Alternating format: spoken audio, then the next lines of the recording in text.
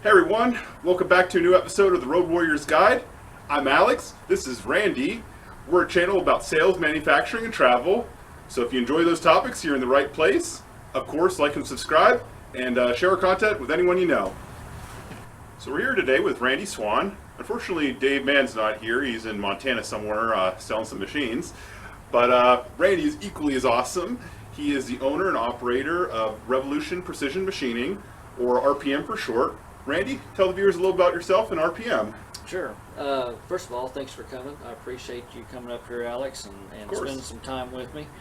Been in manufacturing for manufacturing machining industry for a little over 34 years, and we've done various types of work for agricultural, automotive, medical, a lot of aerospace, and during those times, the Swiss, I was really intrigued with the Swiss machines.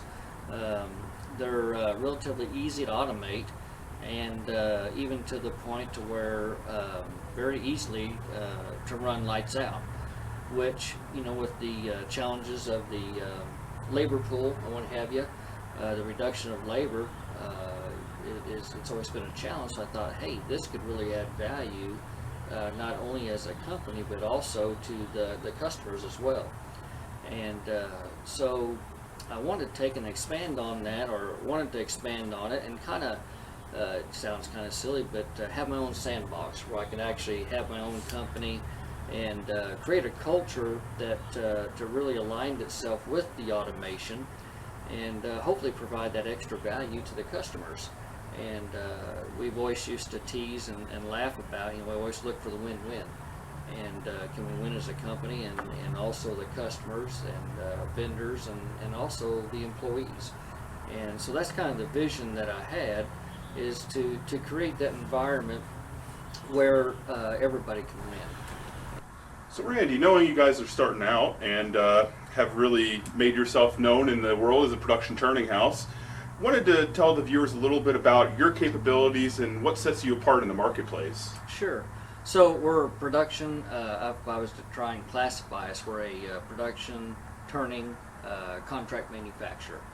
And of course, the quantities we typically do are anywhere from 200 pieces to 50, 60,000 pieces. But one thing that really sets us apart from many of the companies and what have you is we're always looking to solve a problem for the customer. And we're not a fit for everybody. But one of the first things we do when we visit our customers is try and narrow it down. Do you have turn parts? The more complex a part is, usually the more value we can add to the customer. And so we kind of specialize in that area.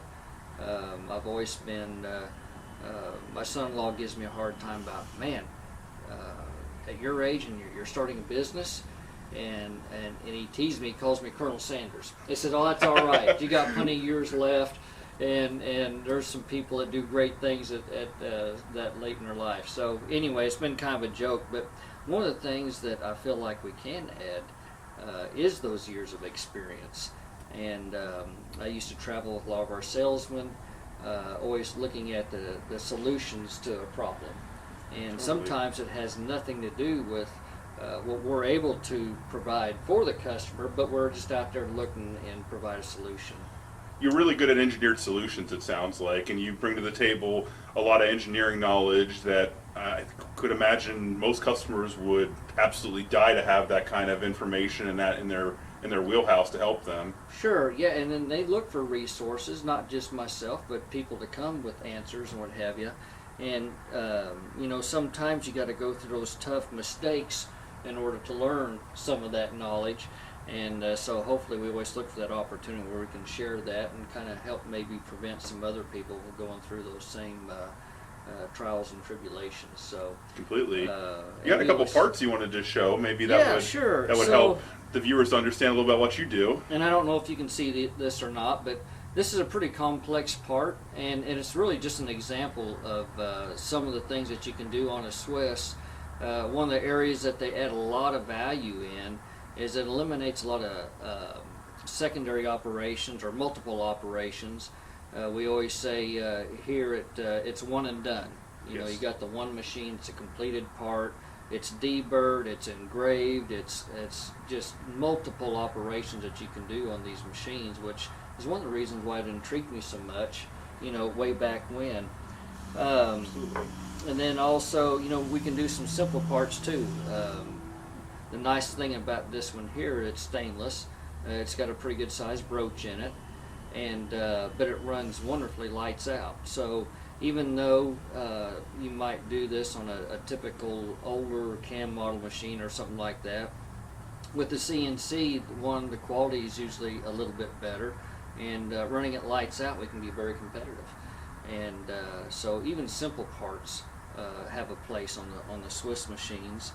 And then, of course, just to get a general idea on the size difference, this is one of the larger parts we do, but there's a really tight concentricity call out, and we've been able to hold that within a tenth, and so that's helped solve the problem for the customer. Totally. And then we have the smaller parts that you got to be careful that if you sneeze, you end up losing a few.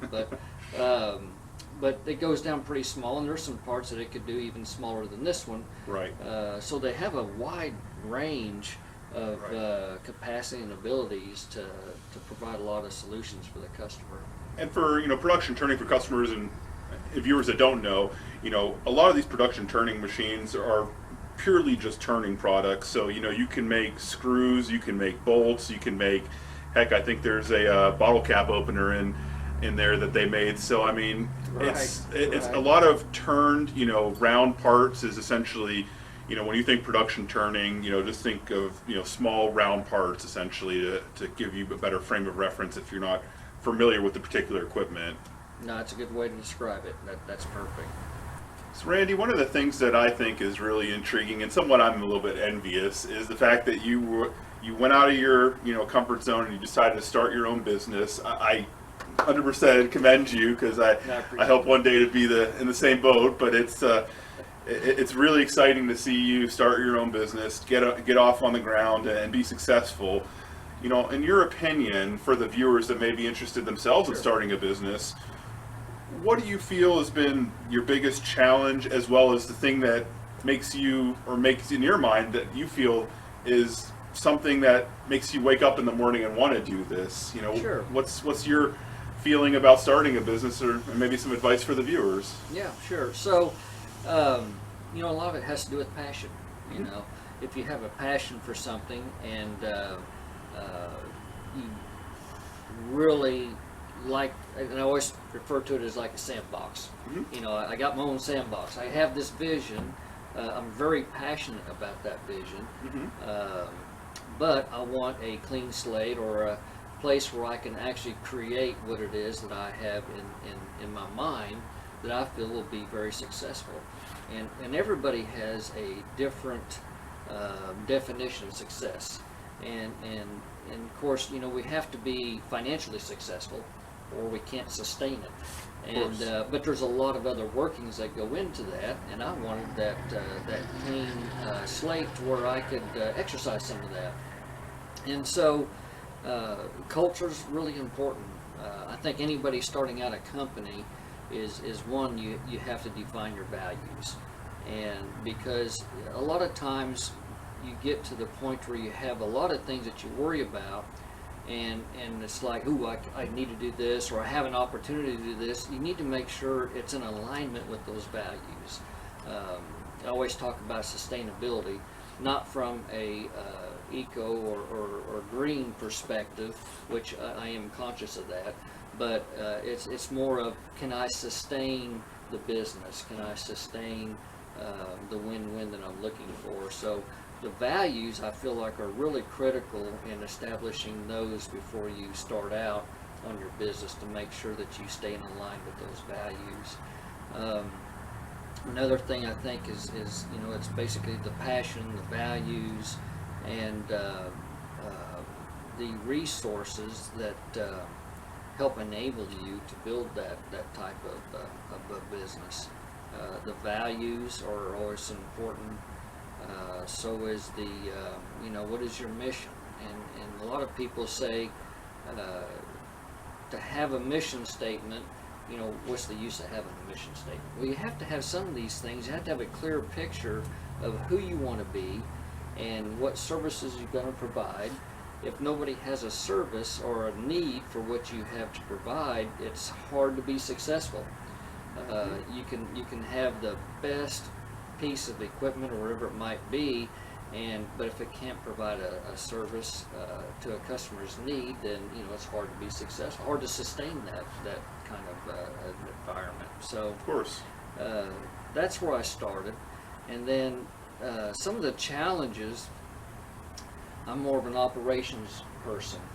I like puzzles, and I like those challenges. What I'd never paid much attention to was all the background stuff on the financial side. You got to pay taxes.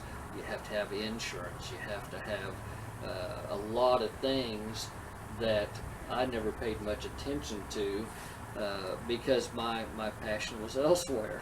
And so it's good to get some resources. You don't have to know everything. Sure. One of the key things that I've learned is you don't have to have all the answers, but you need to have some people that you can pull in that when it comes time to fulfill the need, you can pull them in for some guidance or some help. And I think that's probably been the biggest challenge for me is some of those other areas I'm not passionate about, but they have to be done to keep things where they need to be. And so that's an area that was the biggest challenge for me. It's a lot of great advice. I'm sure the viewers really appreciate it, and thanks for giving your thoughts. And if Randy's so kind, maybe he'll let us do a little shop tour and we can showcase a couple of the machines running. I'll leave that up to Randy. But You bet. I sure will. But yeah, we'll go over there and I'll be your next part. All right.